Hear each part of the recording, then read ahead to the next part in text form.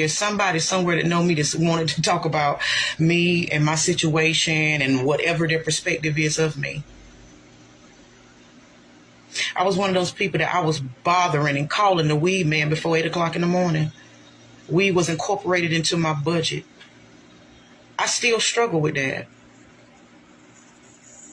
But it does not give me the leeway to mention to people that if you're having a problem where you got to have your alcohol, you've got to have pills, you've got to have marijuana, don't think that because it's now being looked at as social, that it's not a problem. A stronghold is a stronghold. I don't care how you look at it. Feel how you want to feel about it. Justify how marijuana comes from the earth. All of that. We all have problems that we need to face. So for some reason, I wanted to bring this up today. Try everything you can to make a decision not to call somebody today, to not go buy something today, not do something that you want to do. And I'm praying every day to be intentional that this ages well for me. You have to practice what you preach, especially if you're going to get up here in front of everybody. And one thing I realized, I noticed that I used to do, when you want to be intentional about quitting something, let's take me, for instance. Always going to use me. Have a ball with that. There were times when I really wanted to live for Christ and really wanted to try to get to holiness and sanctification, that I realized the best way to defeat the enemy was to pray for everybody.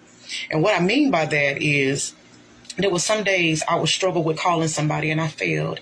And then there were seasons of my life when I was really trying. I would say, God, I ask that you clean up such and such that sells drugs. I ask that you clean this. I don't even have nowhere to get it from.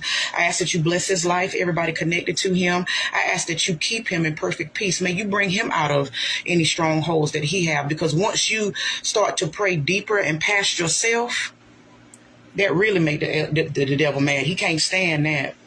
He's going to still fight you tooth and nail. But when you're consistent and intentional about prayer, wanting to do better, that's all it takes. So as I sit here this morning saying this, I want everybody to understand within the sound of my voice, yes, there are some people that can say, I seen her recently. But what I want to sit here and say also is that it's not okay what I do. It's not okay what anybody does. Anything up under the sun that we are abusing to try to feel some type of way to escape, to make us feel better, or it's just a habit. It's habitual. Some people, it ain't even the same. But here you are, you're a slave and addicted to a stronghold. I don't care how popular